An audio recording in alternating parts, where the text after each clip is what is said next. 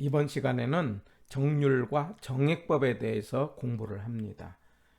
원가 방식에서 가격을 구하는 것을 원가법이라고 하고 임료를 구하는 걸 적산법이라고 하자 그랬어요.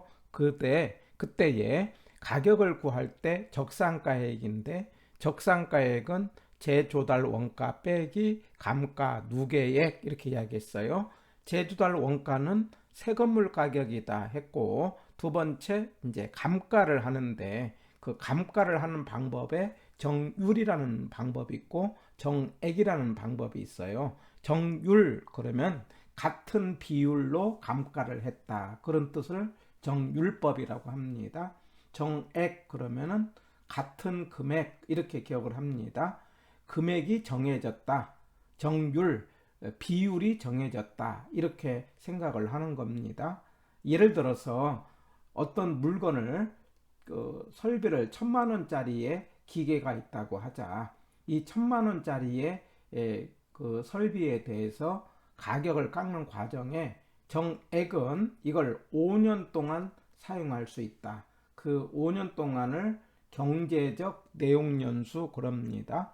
경제적 내용연수 그러면 물건을 쓸 수 있는 기간, 돈으로 벌어주는 기간 이렇게 하자고 그랬어요. 5년이라고 하자. 그럴 때 정액 그러면 금액을 똑같이 해서, 예를 들면은 5년이라고 하니까 200만 원씩 200, 200, 200 이렇게 해서 5번을 200씩 가격을 깎는 방법을 정액법이라고 한다면은, 정률은 비율을 똑같이 했어요. 그러면 예를 들면은 30%라고 비율을 정한다면은 1년이 지나면은 1,000만 원에 대해서 30% 300을 깎는 거죠. 예.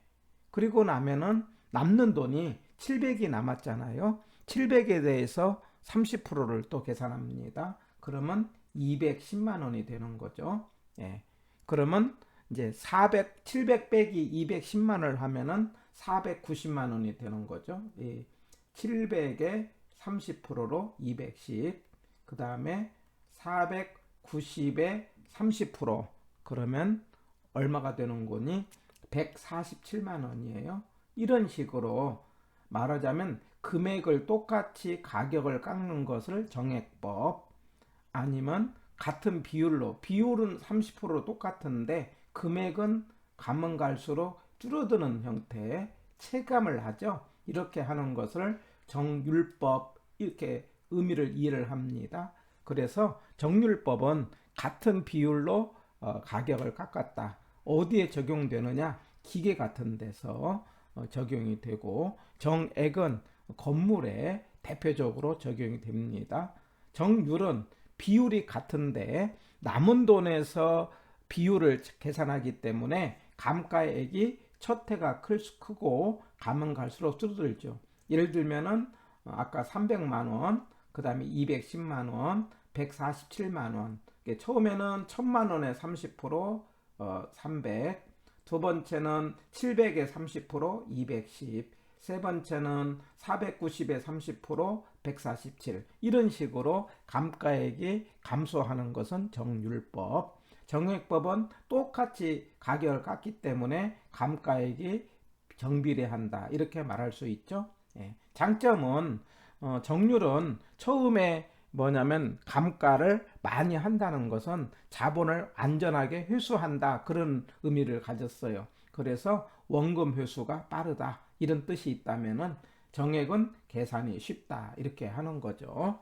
예, 이런 장점이 있는데 대개 이제 기계 같은 것들은 정률법으로, 정액법은 이제 건물 같은 것이 해당이 되는데, 이렇게 계산을 해놓고 봤더니 감가액은요, 처음에는 정률법이 많고, 그 다음에 정액법이고, 그 다음에 상환기금법이라는 게 있는데, 상환기금법이라는 것은 이자를 포함해서 계산을 한다, 이런 말이에요. 그러니까 감가를 계산할 때 이자를 감안해서 감가액입니다. 예를 들면 1,000만 원을 감가를 하는데 이자까지 포함해서 1,000만 원을 감가하기 때문에 실제 감가액은 1,000만 원이 적어집니다. 이 그림으로 보면은요, 바로 이 부분, 여기 끝 부분이 차이가 나는데 정률과 정액은 똑같이 끝에가 1,000만 원으로 형성이 됐지만 이 약간 차이가 나는 부분이 이자를 감안을 합니다.